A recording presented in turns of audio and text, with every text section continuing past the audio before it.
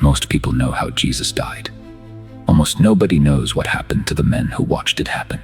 Here is the end of each of the 12 disciples in a few minutes. 1. James, son of Zebedee. James holds a distinction no one would want. He was the first of the 12 to die. And it's one of the only apostle executions the Bible records with full specifics, a name, a method, and the person who gave the order. The year was around 44 AD during the reign of Herod Agrippa I, grandson of the same Herod who had ordered the massacre of the infants in Bethlehem. You can learn more about him in the video on the end screen. Agrippa had launched an active campaign of persecution against the Christian leadership in Jerusalem. Arresting them pleased the religious establishment. Killing them pleased them even more. So he had James executed by the sword, Acts of the Apostles, chapter 12, verse 2. One line, no drama, no ceremony. The text records it and moves on. But what the text leaves out, and what Eusebius of Caesarea, a 4th century bishop and historian, preserved in his ecclesiastical history, is the story of the soldier assigned to escort James to his execution. Watching James's composure throughout the entire process, the man declared himself a Christian on the spot. He was executed alongside James the same day. The first martyr among the 12 didn't die alone. The man sent to deliver him to death ended up sharing it with him. 2. Peter. Peter was the most well-known of the 12, the loudest voice, the most visible in his failures, the one who denied Jesus 3 times in a single night, and the one Jesus still chose as the foundation of his church. His end was not a surprise. It had been foretold years earlier. In John chapter 21, verses 18 and 19, Jesus said to Peter directly, "When you are old, you will stretch out your hands, and another will fasten your belt for you and carry you where you do not wish to go." The verse that follows makes it explicit. Jesus was describing the manner of Peter's death. That prophecy landed in Rome around 64 AD during Nero's persecution. Peter was arrested and sentenced to crucifixion according to Origen, cited by Eusebius. Peter refused to be crucified in the same position as Jesus and asked to be nailed upside down. But before the execution, there was a moment the historical record preserved that became known by its Latin name, Quo Vadis. When the persecution reached its peak, Peter tried to slip out of Rome. He was almost clear of the city when tradition says he encountered a vision of Jesus walking back toward Rome. Peter asked him, "Lord, where are you going?" Jesus answered that he was going to Rome to be crucified again. Peter turned around. He walked back into the city and did not try to leave again. Before the next one, if you think the real history behind these stories deserves more attention, subscribe to the channel, hit the bell, and drop a like. It tells YouTube to put this in front of more people. With that done, let's keep going. 3. Andrew. Andrew was Peter's brother, and it was Andrew who first brought Peter to Jesus. John chapter 1 records it. But for most of history, Andrew lived in his brother's shadow. His end came in Patras in modern-day Greece around 60 AD. He was crucified, but on his own terms, as much as someone facing execution can have terms according to patristic tradition. Andrew requested an X-shaped cross, refusing a standard upright one, because he considered himself unworthy of dying the same way Jesus did. That X-shaped cross became known as the Crux de Cassata, the Cross of St. Andrew. It's on the flag of Scotland. It's also embedded in the Union Jack, the flag of the United Kingdom. Andrew's symbol is woven into one of the most recognized flags in the world. But the flag is not the most striking part of the story. What the historical accounts describe is that Andrew did not die for 2 full days after being tied to that cross. And for those 2 days he kept preaching to anyone who passed, anyone who stopped, anyone within earshot. The Roman governor who ordered the execution eventually tried to release him, pressured by the crowds that had gathered. Andrew refused. 2 days on a cross. And when the door out finally opened, he closed it himself. And 4. Philip. Philip was among the first called by Jesus, John chapter 1. He came from Bethsaida, the same town as Peter and Andrew, and like Andrew, he is a name most people recognize without knowing much about the man behind it. Historical tradition places Philip's death in Hierapolis, a city in the region that is now western Turkey. He had reportedly been there for years preaching before he was finally arrested. The method of his execution is disputed, crucifixion in some accounts, hanging in others, depending on the source. What every account agrees on is the location and the approximate time, Hierapolis, around 80 AD. One honest note worth making here. Philip is the apostle whose historical record is the most tangled. There is a persistent and long-standing confusion between him and Philip the deacon, a completely different man who appears in Acts. Scholars have debated the distinction for centuries. The most widely accepted reconstruction places the apostle Philip in Hierapolis, and that is the tradition this story rests on. 5. Bartholomew. Also called Nathanael in the Gospels, Bartholomew came to Jesus openly skeptical. When Philip told him the Messiah had been found, Bartholomew's response was blunt. Can anything good come out of Nazareth? John chapter 1, verse 46. Jesus saw him approaching and said there was a man with no guile. What followed, decades later, stands as the most brutal end on this entire list. The Roman martyrology and the tradition of the Armenian Apostolic Church, which honors Bartholomew as a founding figure, record that he was flayed alive before being beheaded. The Armenian Apostolic Church has existed continuously for over 1700 years. One of the oldest Christian institutions in the world.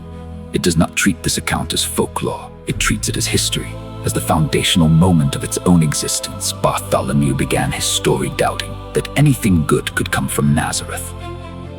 He ended it on the other side of the known world, dying in one of the most extreme ways recorded in ancient sources, and leaving behind a church that is still standing. 6. Matthew. Before he followed Jesus, Matthew had a job that made him a social outcast among his own people. He collected taxes for Rome and Capernaum, which meant he was seen as a collaborator, someone who took money from Jewish families on behalf of the occupying power, and who often collected more than required to keep the surplus for himself. Jesus walked past his collection booth and called him. Matthew got up and left. That's Matthew, chapter 9, verse 9. He went on to write the first gospel, the book that opens the New Testament, beginning with a precise genealogy tracing Jesus all the way back to Abraham. As for how Matthew died, the historical tradition is less precise than in other cases. Clement of Alexandria and the Roman martyrology both point to death by the sword, but they don't agree on where. Ethiopia in one account, Persia in another. What no account disputes is the martyrdom itself. There is no version of Matthew's end in which he dies peacefully. The man who recorded Jesus' life in more genealogical depth than anyone else left almost nothing on record about his own. 7. Thomas. Of all the 12, Thomas traveled the farthest. That fact matters because history has mostly remembered him for one thing: the doubt he is the apostle who, in John chapter 20, refused to believe in the resurrection without seeing the wounds himself. That reputation has followed him for 2,000 years. But that same man went further from his origins than any of the others. Peter went to Rome. Andrew went to Greece. Thomas went to India, crossing the full extent of the known world, and founded Christian communities there that have maintained an unbroken presence for roughly 2,000 years.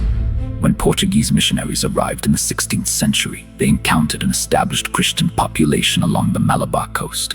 These communities, known today as the Mar Thoma Church, traced their origin directly to Thomas's preaching. In 1986, Pope John Paul II visited Thomas's tomb in Chennai, the city that now contains the site of his death in Mylapore, and formally acknowledged that tradition Thomas died there around 72 AD, pierced by spears while in prayer on a hill outside the city. The man history called the doubter died on the far edge of the world, as far from Galilee as anyone could go.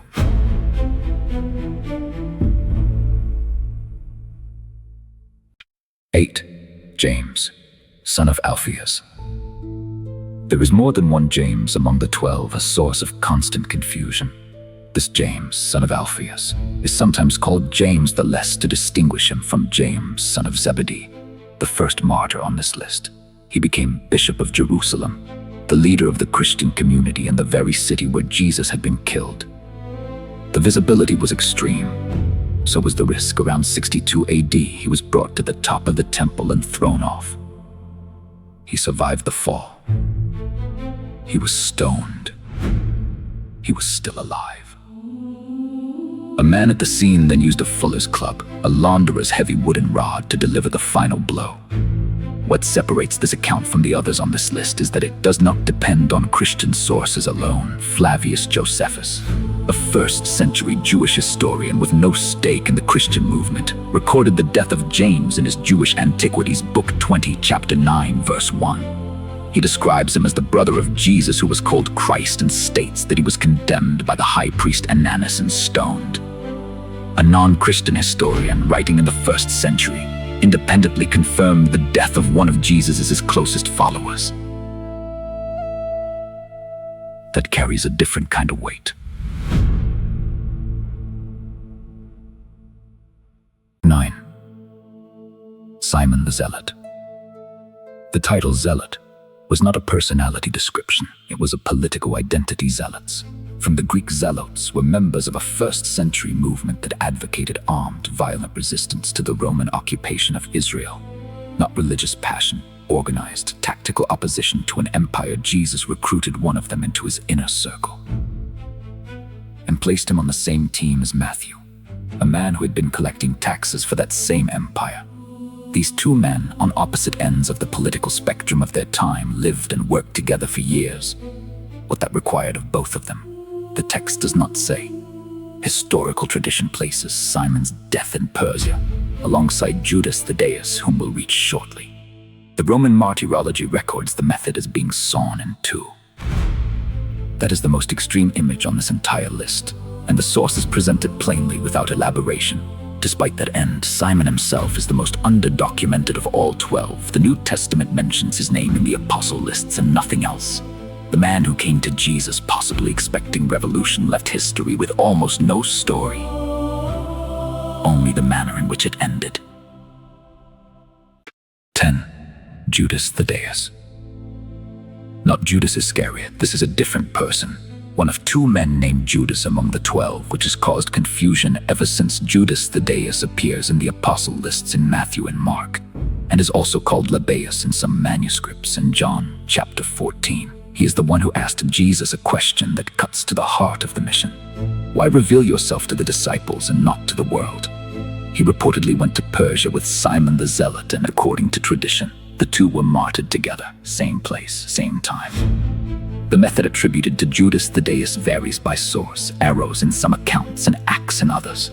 The Armenian Apostolic Church, the same institution that traces its founding to Bartholomew, includes Judas Thaddaeus as a co-founder of the faith in Armenia. Two men who ended up in the same territory, preached the same message together, and together left behind one of the oldest continuously existing churches on earth. 11. John, son of Zebedee. John was the brother of James, the first name on this list, both sons of Zebedee, both fishermen on the Sea of Galilee, both called by Jesus on the same day while mending nets beside their father Mark, chapter 1 of all 12. John was the only one still standing at the foot of the cross when Jesus died. The others had scattered. John stayed from the cross. Jesus looked at him and entrusted his own mother to John's care. John, chapter 19, verses 26 and 27. John was also the only one of the 12 who was not executed, but not because he wasn't targeted. Tertullian, writing in the 1st century, records that Emperor Domitian had John thrown into boiling oil in Rome. John came out unharmed. Domitian then exiled him to Patmos, a barren island in the Aegean, a Roman penal outpost, where John wrote the book of Revelation addressed to 7 churches across the region he had spent his life serving. After the exile ended, he returned to Ephesus on the western coast of what is now Turkey. and lived out the rest of his life there. He died of old age. The one who never ran, the only one who stood at the cross when the others fled, was also the only one who did not die by violence, whether that means something. The text does not say. 12. Matthias. Matthias was not among the original 12. He came in as a replacement after Judas Iscariot betrayed Jesus and died. He hanged himself and, according to Acts, his body subsequently fell and broke open. The remaining 11 gathered to restore the group to 12. The selection criteria were narrow. The candidate had to have been present throughout Jesus' entire ministry, from the baptism of John through the resurrection. An eyewitness to all of it. 2 names were put forward. The 11 prayed. They cast lots. The lot fell to Matthias. Acts of the Apostles, chapter 1, verses 23 to 26. His ministry after that is one of the least documented among the 12. The tradition most consistently supported in Fox's Book of Martyrs and in patristic sources places his death in Jerusalem, around 63 AD by stoning followed by beheading. Matthias stepped in to fill a vacancy left by betrayal. He left through the same exit as almost everyone else. Count Iscariot, and there were 13 men at the table. 12 of them came to a violent end, most of them in distant places, without institutional backing, without any material reward waiting on the other side.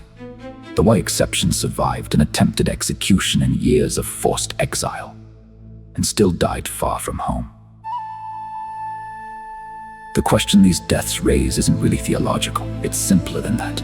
People do not die in places like Armenia and India and Persia alone for something they know is false. Whatever these men believed, they believed it at the cost of everything. If this opened your eyes to something you hadn't known about the people behind the Bible, share it with someone who would want to see it. Drop a like and subscribe if you're not already. Thanks for watching. See you in the next one.